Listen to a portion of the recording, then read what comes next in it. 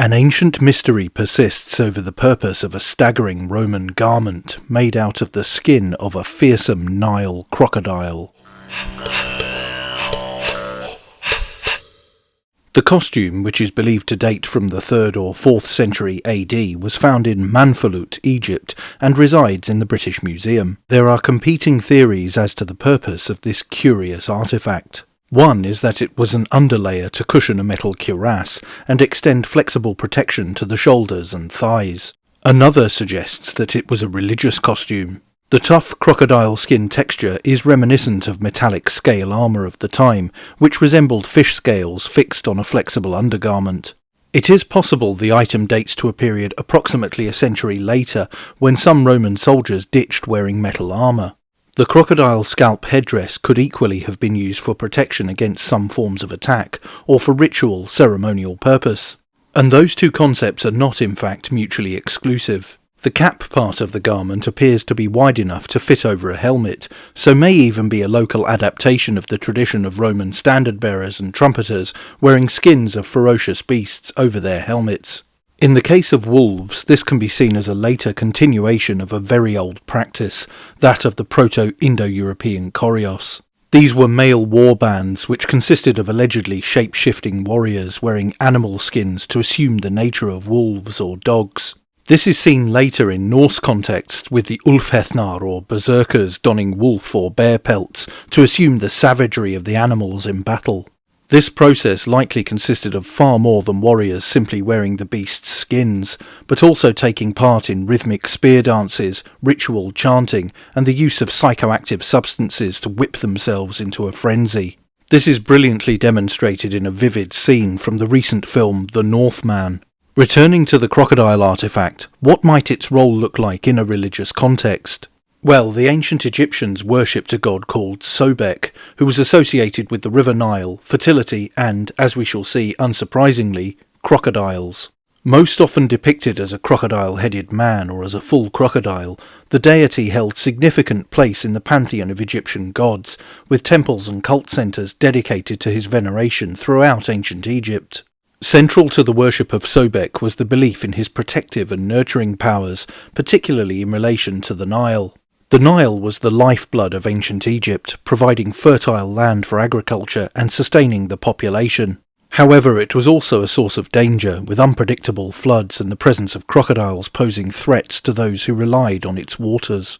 Thus, Sobek was seen as both a benevolent guardian and a formidable force, capable of both nurturing the land and unleashing its destructive power.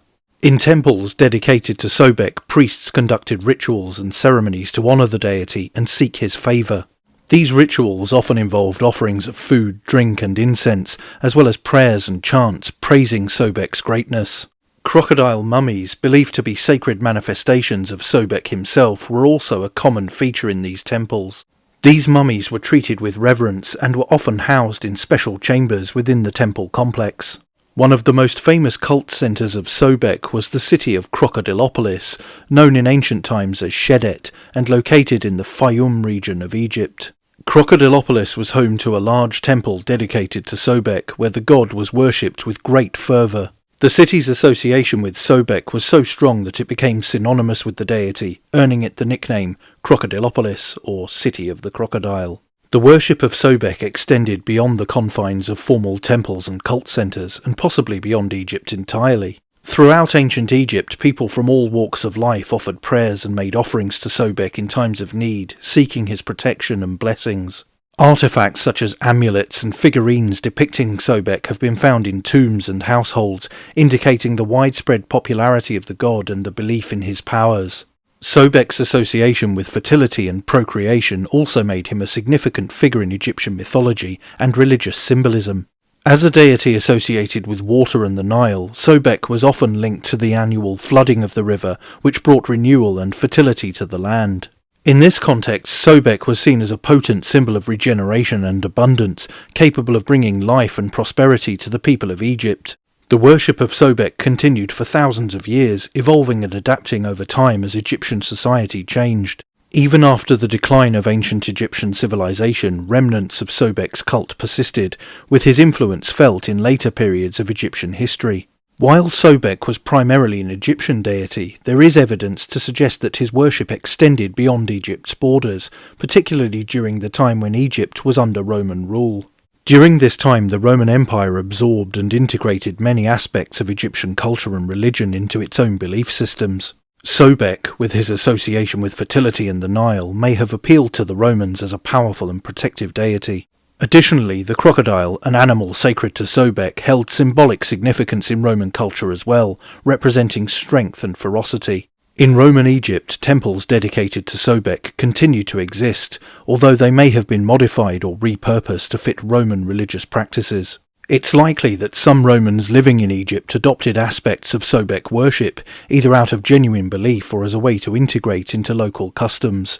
The so-called crocodile armour is an intriguing item, but the mystery over its purpose remains.